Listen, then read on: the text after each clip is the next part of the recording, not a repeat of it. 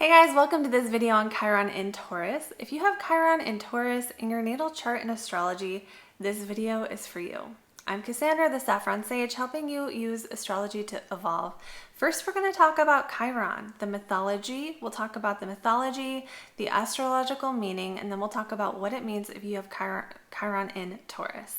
And you can always use the timestamps below if you want to go straight to that section of the video.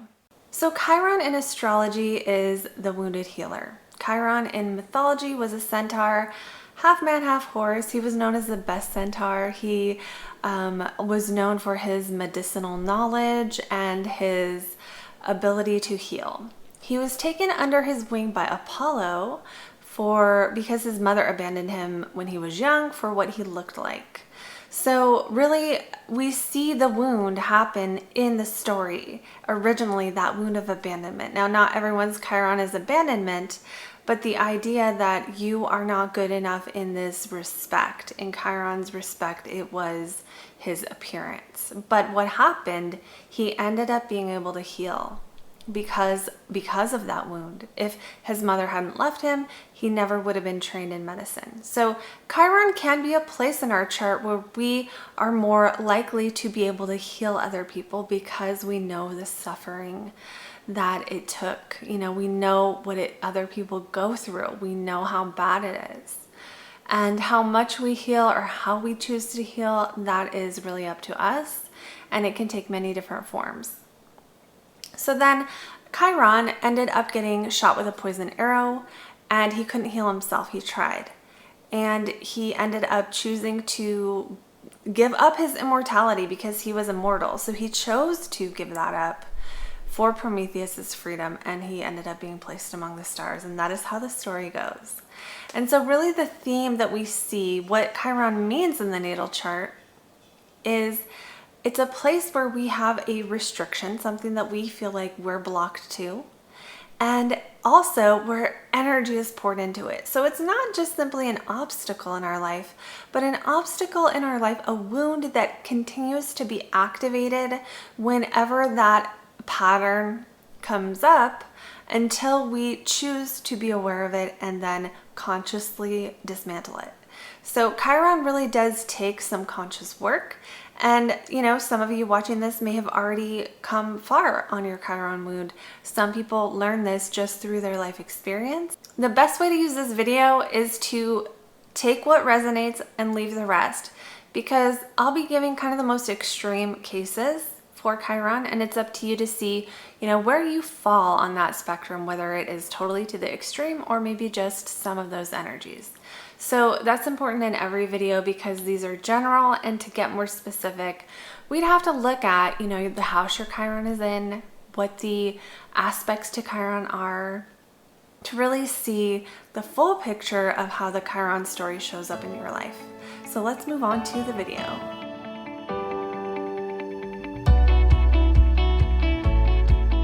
If you have Chiron in Taurus, the wound here is to your sense of value, your sense of self-worth, and your sense of security.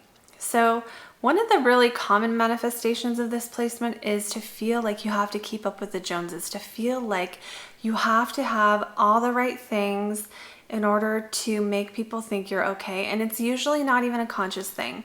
It's just this unconscious desire to have enough and to look like you have enough. And so people with Chiron and Taurus oftentimes will have all of their needs met. They will work hard to have the nicest things, to have the newest things, or to have enough, like have a nice home, have nice appliances, have nice clothes. It will matter to them a lot that they look not just like as good as everyone else, but like they have enough.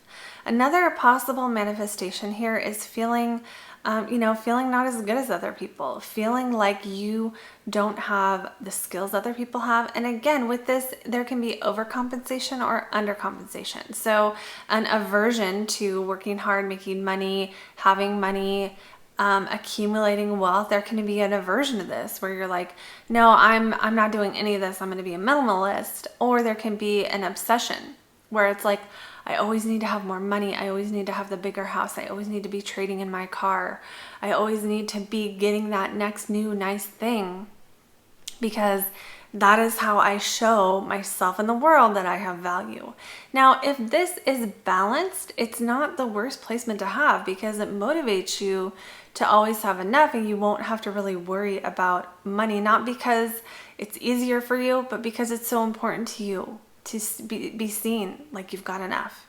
For people with Chiron and Taurus who feel like they don't relate to that, or it doesn't translate in their life as being hardworking or whatever, and they are not okay with money, then what's happening is your ability to go after what you want to work for and have and enjoy the things in life that you want is being restricted by Chiron here. And so it's about, and then there's energy poured into that. So it can be a really core wound of, I can never have enough. I'm not good enough. So again, it can show up in one way or the other. So when it comes to that, keeping up with the Joneses and feeling like you're not, you want to make sure you have enough that all the things other people have. The real core thing that's happening here is there is a lack of definition of whatever your values are. So instead of saying, I value this, I don't need to spend money on this because that's not important to me, it's almost just like this knee-jerk reaction to constantly be proving what your value is, or to be constantly accepting the values that society tells you you're supposed to have. So this is where that keeping up with the Joneses kind of thing can happen, where it's like, okay, I want that next new thing I see on TV being advertised, or, I want that best iPhone. But it's almost like you default to the value of whatever you see, whoever's around you. And if that's the case, you'll know that because you'll be the kind of person that if your friend just did their hair, then you have to do your hair. Everyone on your street has a certain kind of Christmas light. You have to have that kind of Christmas light. It's this feeling like you just, without even considering why, you just need to fit in really quick. So this can be like a fear of being different, and then you just kind of take on whatever values the most successful people you see have. So it's like, I don't want to stand out from the crowd because then people might think that I'm not as good at that as them. So I'm just gonna go be like everyone else, or go see what someone else is doing and do that. And so again, it comes back to that lack of clear definition of values. Another potential manifestation here is to just take comfort in the senses. So this is where we can see someone who maybe overeats, or someone who indulges a lot in sweets, or even just kind of sits around and watches TV a lot, or does, the senses. So this can be even being in nature all the time. This can be just a desire to always be listening to the best music, or have soft fuzzy blankets, or, any senses, anything you could possibly enjoy, especially when it comes to the material world or the physical senses.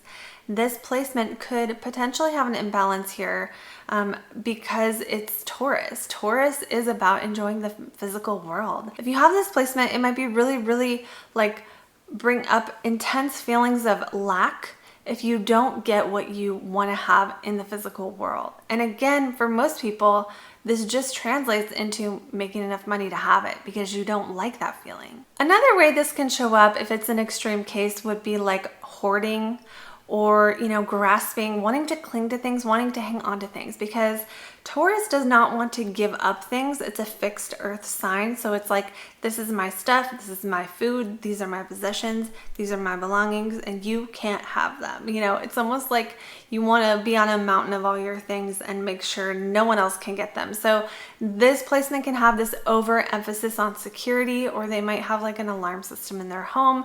They might really, really care that no one takes their stuff. They might be, this could translate into being very possessive, having just this really strong sense of ownership, like this is mine. Sometimes that sense of ownership can go beyond just your possessions into your relationships or other areas of life, where it's like, this job is mine, this boyfriend or girlfriend is mine, and you can't have them. So sometimes this placement can end up having some jealousy attached to it, or it really is just guarding their stuff, guarding what they have in life, what they want. And so this person can be also very protective, and that can translate into other areas too, of their family, or again, of their things. Do not touch their stuff. If you want to make a Chiron and Taurus mad, go touch their stuff. So getting to that deep core wound, that even if this energy expresses itself in a healthy way where the person is always has the nicest things, the problem is that oftentimes deep down they're never going to actually feel successful. That mountain of things can grow and grow and grow, and they will never really feel like they've made it because they never stopped to figure out what it was for them. So to heal this placement, part of it is defining your values, figuring out what really matters to you, so that when you are taking your actions in life and setting your goals for what you want to accomplish or go out and get, that you know that it's driven by what you truly want, not by what, someone successful is doing. There is a potential to create a life that you don't even need or want here with this placement, because someone else did it, and that must be what happiness is. So defining your own values is super important for this placement, and depending on what side of the spectrum you're on, if you have all the things, your financial and physical life is taken care of, it's about taking the time out to really contemplate your own spiritual life and consider what really matters to you. That's like the biggest way to heal this placement. Part of the healing journey for this placement too can be honoring your body's physical needs, especially if that is something that you relate with. There can be overeating, overindulging, and that can show up in food or other kind of substances or behaviors.